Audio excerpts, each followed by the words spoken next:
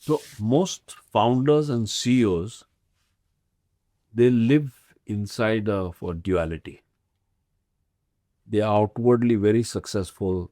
They have to keep up that pretense, otherwise they can't get new prospects, new clients. Their people would get jittery. But in their private life, in the inner life, they are living in some sort of a black hole of anxiety, of stress, of fear, of doubt. And they keep going on a daily basis, even though they're draining so much energy.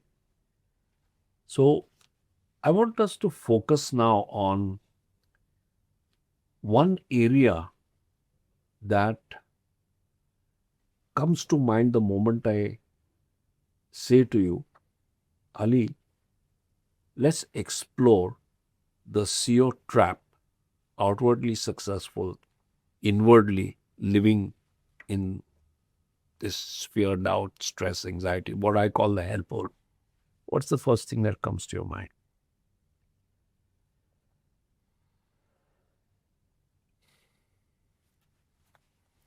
One of the things that is draining a lot of my energy recently is the amount of rejected offers that we get from customers. So initially, when we started, our success rate was really high. We were once we were getting a meeting with some key stakeholders and we were presenting our solutions to them. At the same time, we were, doing the proof of concepts and deploying. The success. So we were like, any out of 10 deals, we would close 9. And lately, that was not the case. So out of 10, it dropped to even 3, 4. And that made me doubt a lot of things that we were doing. So we were doing definitely much more proposals. Before, we were doing like 1 or 2 proposals a month. Now we were doing like 5 proposals a week, so I was doubting if our pricing is right. I was doubting um, if our customers are getting what we are saying. And interestingly, so we were seeing that we were losing projects to competition that we knew they were not having the capabilities that we have, but still they were getting the deals, and for that we lowered our prices. It didn't work. Um, uh, but yeah, I mean that really created that whole loop of um, doubting ourselves, and because of that doubt, we try to over explain ourselves in our proposals, in the meetings, because we're trying to convince them that we are the right ones, and that doesn't really usually land well. Because before, when we were at a higher success rate, we were so confident we didn't have to even compare ourselves with anyone else, because we knew what we were saying is exactly going to solve their problems. And that itself also was ending up for us not winning that deal and creating more doubts. So this is a constant loop that we are going through nowadays. So let's talk about this current phase Yes. where you're giving out more proposals than you were giving, and these proposals are not converting into sales, and it's creating this fear, doubt, anxiety, and all kinds of things. And when you are in that space, there's lots of uh, thoughts that come to your mind. Have we lost it? Are we no longer relevant? Are we not competent? On the one hand, your what you can deliver and all the rest of it, but if the clients are not seeing it, if the clients are not signing up, then you start wondering, whether this is what we are offering sellable. Is there a market for it? Or just we are passionate and we have the competence and we are tom-tomming. So there is this whole, very old saying that if you build the world's best mousetrap, the whole world will come to your doorstep. So they will actually carve out the path to your doorstep. That path will become a highway. but you need to make the world's best mousetrap. Now let's really examine this at the intersection of three dynamics. So the first dynamic is market need. The second dynamic is your passion. And the third dynamic is your talent. So at the intersection of your passion and talent, you know you can build the world's best mousetrap. So at that intersection, you go and build it. You're also arrogant. I'm building the world's best mousetrap. And now you're expecting the world to come. But now you're shocked the world is not coming. Then you go to exhibitions and you try to show them is the world's best mousetrap. They say, yeah, it's good, but nobody's buying. This is the problem at the intersection of your passion and talent. That intersection is called the world of the dreamer. Then there's the intersection of the market need and passion. You have a lot of passion to fulfill a market need. That intersection is called the intersection of the fool. He's passionate about this market need but doesn't have talent. And then there is a market need and you have talent but you have no passion. That's the intersection of the taxi. Because you're not interested. So these are the intersections, but when all three intersect, it's the bullseye. So straight away from your narrative is very, very clear that your proposals are not landing in the bullseye. They're either landing in the area of only two possibilities. It is landing in the area of the dreamer, which is passion and talent, or it's landing in the area of the fool, passion and market need. But you know and I know that you have talent. So the fool doesn't apply to you. The taxi doesn't apply to you because if you were a taxi, there is a market need already. They would buy from you, but you don't have the passion. So you're not in that area also. And you're not in the bullseye. So by default, by elimination, you're in the dreamer area. So let's examine this to find out and prove how come you're in the dreamer area. And as long as you're in the dreamer area, your conversions are going to remain where they're remaining. Interesting. So look what happens to you. You get a prospect. Yes. And the prospect says, look, I have this issue. I have a tracking issue. I have an inventory count issue. I have a pilferage issue. All the stuff that goes in whatever you're doing. Now, immediately you have grasped what they want. And straight away you jumped into the solution mode. From your passion and talent, you create a fantastic proposal.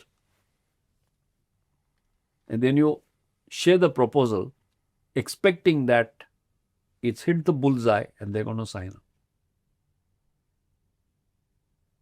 And now you're confused. What the hell? This is what you wanted? I did it. I gave you something which nobody else can give. And then in your mind, you start oscillating like Tarzan, from one tree to the other. That there's something wrong here, something wrong with me. I'm dumb and stupid. Or you go to the other side, something wrong with my client. My client is dumb and stupid. Because you're not able to figure out how come what you architected so well is not moving forward. So how about now stepping back and saying, listen, I'm not dumb and stupid. My client is not dumb and stupid. But there is a failure. The failure to listen to the client. Or let me qualify it and say it more accurately. The failure to listen to half of what the client wants, needs, desires, all the rest of it, and you only listen to the half, and that half is not sufficient to put your proposal in the mid spot. So, what is the half that is getting left out?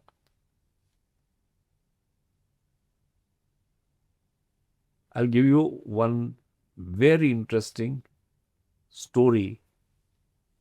It's reported to be over a $1 billion disaster many years back, about 34, 35 years back, that IBM came up with a computer that you know, they were very clear that this is going to become the gold standard for home computing.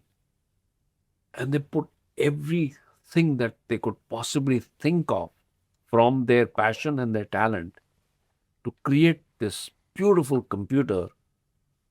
They were very clear there is a market need for it. We are IBM at the end of the day. We know. So they created it without realizing that they were creating this at the intersection of their passion and talent, but not at the market need. So as the story goes, 10 days before launch, and by the time they had invested $1 billion in it, they were really banking on it. And that home computer had all the bells and whistles. So, Washington Post, they invited, they looked at it, front page news. This is going to be the gold standard of home computing. 3 days before, another newspaper declared that this is a disaster, it's a flop. By the way, just by this newspaper and that newspaper, Wall Street Journal declared that it's a flop. Washington Post said it's a super success. By just these newspapers putting it out there, that's not going to impact the fate of this, right? Of course. It turned out to be a flop. $1 billion disaster. Wow. So one of the people who was in the top team, he quit IBM because he was like totally 2.5 years he spent in it. Then slowly, the first thing that he came across is, in his mind, that people buy a product and service to get a job done.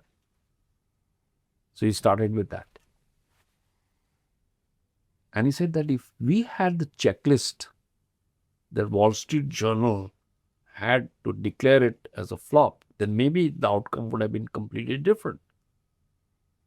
So he spent a lot of time in the space, and he realized that we had put all the bells and whistles starting from what do customers need.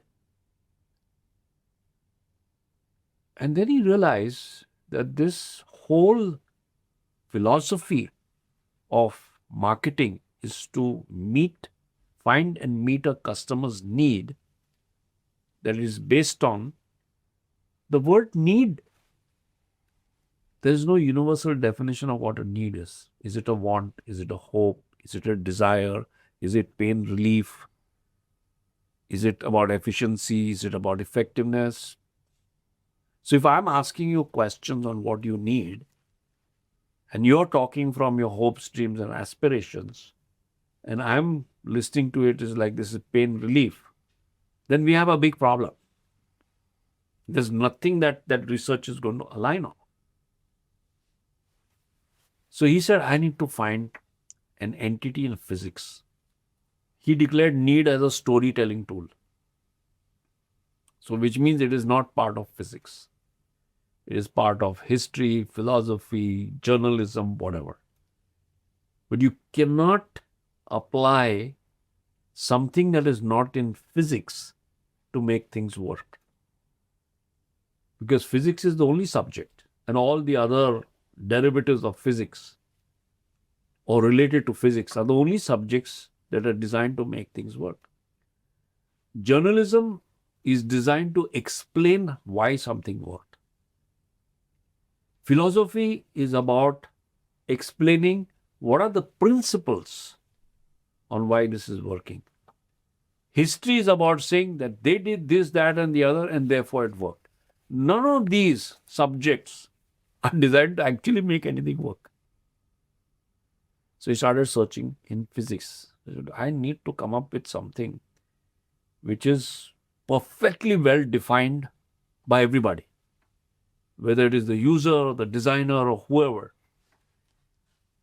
So, from this statement that people buy a product or service to get a job done, from there immediately he stumbled on outcomes. So, people buy a product or service to get their job done because of outcomes that are very important for them. And if they don't have that, then that outcome will not be satisfied. So, take an example a car. You have a car. What is your outcome? That you want to conveniently and efficiently and effectively go from place A to place B without wasting time. Correct. You can also go from place A to place B by taxis or Uber or whatever, but it's random. In traffic times, you may not get an Uber for a very long time, and so on and so forth. So you can't take that risk. So your outcome that you want is quick, fast, safe, and for that, you're not satisfied if you don't have a car, so you get a car. This is a simple example. Yes. Okay. Then let's come back to you. You are giving technical proposals to solve what they want to solve by what they have said because that's what you understood. You have not bothered to articulate what is the job that they're trying to do, and for that job, what are the outcomes that they want, and in their current scenario, which outcomes are very important and not at all satisfied. Now, if you actually go into that, then you will find that they have outcomes which are functional, and they have outcomes that are emotional, and they are outcomes which are tactical. And if you start factoring all of that into crafting your proposal, then you are one step towards the market need. But it gets complicated. That proposals of your type and size is not one person who takes the call. It's a committee. Yes. So at the top is the CEO, then there's a CFO, then there's a, IT person, and then there are the users and the managers, and so maybe say 5, 6, 7, 8 people. All of these people are trying to do different jobs. And they have outcomes that are very important, not at all satisfied. So unless you are able to hone in on that committee is not going to vote for you. And if the committee doesn't vote for you, your sale is stuck. And your proposals either are not moving forward or they're getting delayed because of somebody in the committee is not able to visualize that the outcomes that are very important for them, that your solution is going to satisfy those outcomes, that you are able to deliver those outcomes. So with a result, you have no clue on the market need. You only have a clue on what is your passion, what is your talent. Yes, we understand. Okay, that we understood. We know what to do. Somebody in your company who's gone with you, Maher, they want RFID, they want this GPS tower. Yeah, just let's make the proposal and give it to them. And then technically you'll put everything in it. And when you read the proposal, you get super excited because it speaks to you, the engineer in you, the artist in you, without checking that the ship that I created, which is the proposal, is it seaworthy or is it going to drown?